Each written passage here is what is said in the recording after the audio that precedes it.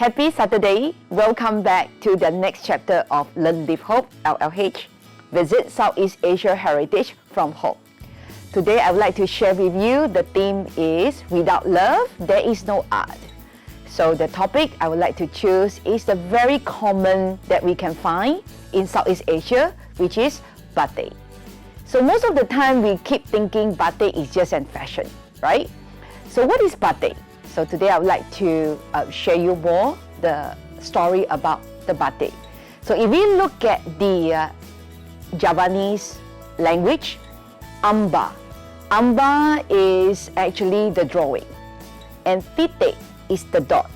So when we talk about Batik, is actually we talk about the drawing and the dot. So it's kind of like a technique of how you draw. So Batik is not referring just a textile. But the interesting fact is, in the ancient time, the Egyptian actually using the linen, the textile of the linen, and they soak into the wax and scratch using a very sharp tool. And what they do with the textile, the linen, they actually wrap the mummy. So this is quite interesting that I start to slowly discovering why people using the Batik. So if I can recall back, Batik in Southeast Asia mainly is actually a technique they're using it's an inspiration of what the artists they actually can see. And after they seen whatever they visualize, they actually put it into a textile. So today I would like to share you, of course I don't have an ancient collection for you, but definitely there is a place that you should visit in Solo, because I found that when my travel experience in Solo, I have visit fantastic Batik museum, and also I see the way they collection, But today I want to more focusing on the story behind. So I wouldn't want you to have a perception that Batik is just like drawing, So I want to share a little bit on, I want to touch a little bit on the motif. So I have this piece of collection of this Batik. Can you see? This is a phoenix, right? So in those days, when they draw the Batik, they capitalize is what they seen, or something is telling them a good symbolic. So for example, like phoenix, it's kind in the Chinese community, we always like to describe, phoenix is bringing you the prosperity. Or also many people describe phoenix is more on how to call it like when you want to rebirth again. So people using phoenix, that is to give you a hope, that's something new, a start to beginning. And today with me piece of this Batik, don't get me wrong, I'm not trying to sell you the Batik, okay? And I just want to share you more about when you draw a piece of Batik, it's not about just the pattern, but also the coloring. So this piece of Batik, what is unique is not because of the phoenix, but it's more on the color. This is using indigo. So it's very simple, just a piece of white cloth and using the indigo color, hand-drawn, and that's how Batik. So Batik, you can see the wax here. So this is the line, these are the wax. Now I want to show you another piece of the story of the pattern. And if you look at this piece, also quite simple, and not much of color, they've been using it, but you look at the pattern of this. Can you guess? What is that? Is it you think must be a flora, fauna? Okay, actually it's not. This is actually, I discovered this and I learned this from the central of Java, which is Yogyakarta. So those days, in fact until today, the kingdom, this is actually the pattern to representing the king symbol. Yep. And this is another piece of Batik, which is I discovered and I actually get it from Brunei. Yeah, from Brunei. So what is interesting about this piece of Batik, if you can see that slowly in the Batik design from flora, fauna to the kingdom, symbolic of the kingdom, and turn it into the Islamic art design. So today in Brunei, you can see many forms of their Batik, they're using a lot of pattern, inspiration come from the geometry. So So this is a geometry design.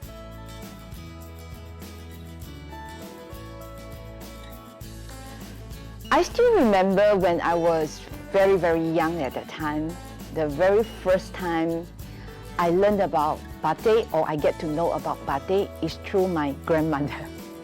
Because my grandmother was born in Malaysia, and if you heard about the community like Baba Nyonya, so my grandmother is actually a Nyonya, means it's like she is not a fully born Chinese. She was a Chinese descendant, but her lifestyle is very much influenced by the Malay community.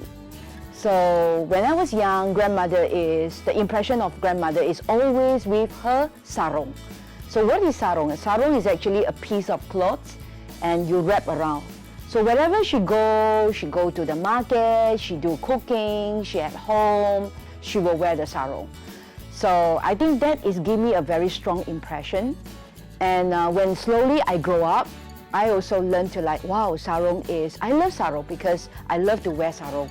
Because I find it so convenient, you know, it's like so comfortable and it gives me the freedom. You know, I don't need to be restricted by the skirt or the trousers. I can wrap around in anything I want. So today I actually bring some sarong with me, and these are one of my two favorite sarong.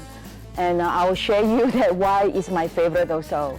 When I travel in the Southeast Asia, I actually seen a lot of batik making, okay? And these two really give me very strong impression. Why? Okay, let me start with the one in Lasem.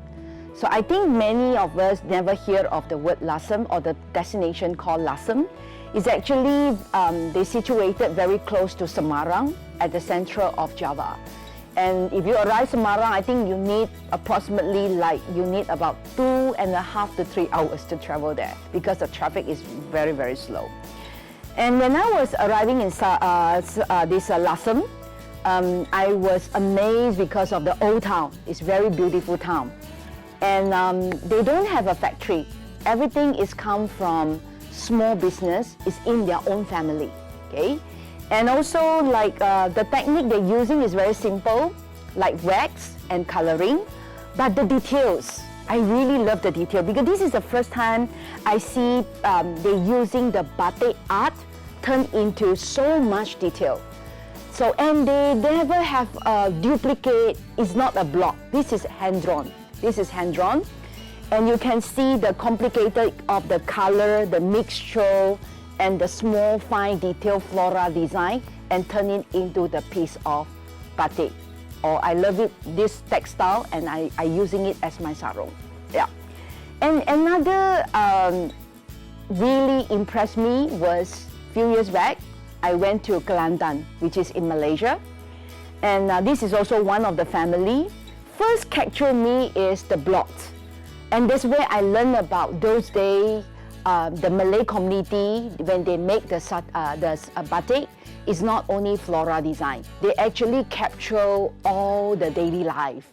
So from the block, the collection of the blocks, I read and I also see myself a lot about the kampong lifestyle, which is the village lifestyle. And of course today, the batik in Malaysia, they are very strong influenced by the floral design. And what makes it this family, the batik maker, so special, if you look at this piece of batik that I'm holding right now, can you see the pattern is very outstanding? It's really eye-catching because the technique they're using is called the discharge. So you can see the line, instead of white, it turns into the dark color. So that's where it makes it, the visual effects are very 3D. So that's what I like about, you know, these two batik. The details and also the coloring, how they mixture it, and it turns out to be so outstanding, yeah? And if I want to introduce you, and also hopefully one day that you can visit, you know, these two destinations, because it's not about just the way they're making the batik, but the collection. And I like the spirit, the family, strong, united spirit. And they really respect their artwork. Because I remember in Lasem, I wanted to buy a piece of sarong, the batik, but they refused, the family refused, no matter how much, I want to pay to them. They say, sorry, no, I can't sell to you because that's my grandma artwork. So it's like something very precious, valuable to their family.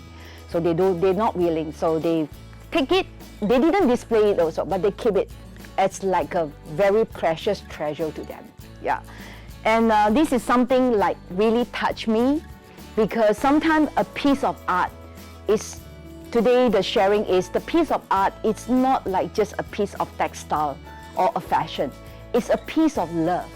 So without love, there's no art, okay? So this is my message to all of you. And with this, I wanted to strongly also to make everybody understand art is also very important to promote sustainable development goals. So here I would like to highlight that the SDG 8, decent work and economic growth. So sometimes with this art love, you also can help the family, turn it into an economic growth, and it create a lot of decent work for them. And it's not because they are just artists, they actually is a professional, because every pieces is their love, is showing their professionalism.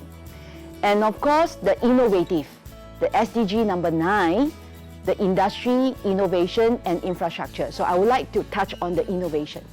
So from the very beginning, it starts from a very simple technique, and today they have transformed, into a beautiful art piece.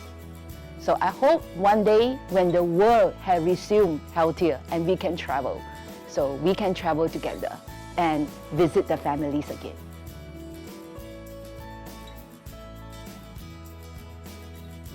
Natural and simple. A famous snack from the Rompabang.